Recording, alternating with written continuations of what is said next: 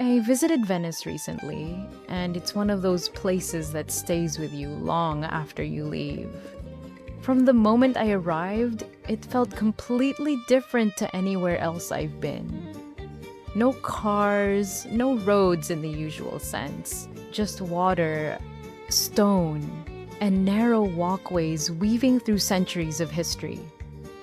Venice doesn't rush you, it moves at its own pace.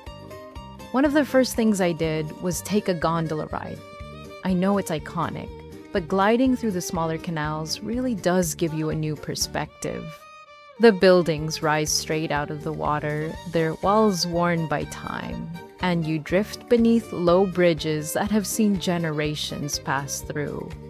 It isn't cheap, and it can feel a little theatrical, but it's still a beautiful, memorable experience. I then visited St. Mark's Basilica, and stepping inside was genuinely breathtaking. The gold mosaics shimmer as light moves across them, and the level of detail is astonishing. Standing there, you feel the wealth, power, and ambition that once defined Venice. It's bold, ornate, and unapologetically grand. Right next door is the Doge's palace, and walking through it really brings Venice's political history to life. This was the center of power for centuries. The rooms are lavish and filled with art, but crossing the Bridge of Sighs and seeing the old prison areas adds a sobering contrast. Venice's story isn't just beauty, it's also authority and consequence. St. Mark's Square is spectacular, but it's also where Venice can feel overwhelming.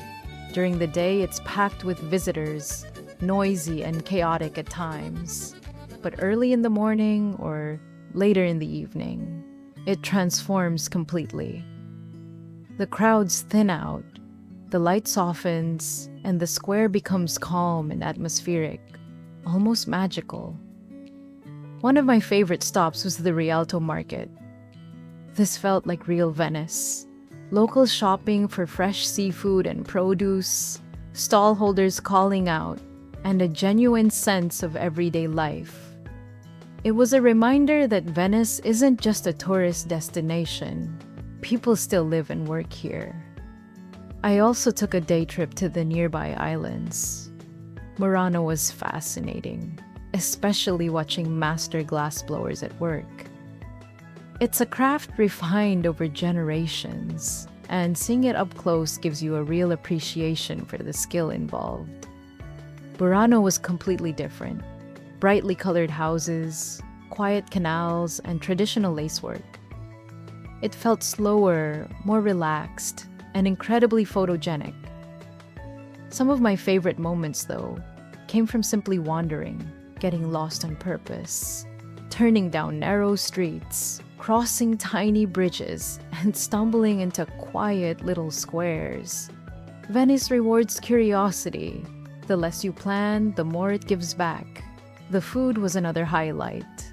Simple seafood dishes, small bars serving sikeri, and the occasional spritz enjoyed standing at a counter. I quickly learned that walking just a few streets away from the main attractions makes a big difference in both quality and price. Now, it's important to be honest. Venice is extremely popular, and during peak season it can be crowded and expensive. Accommodation, especially if you stay overnight in the historic center, can be costly. At times, the city feels stretched by the sheer number of visitors.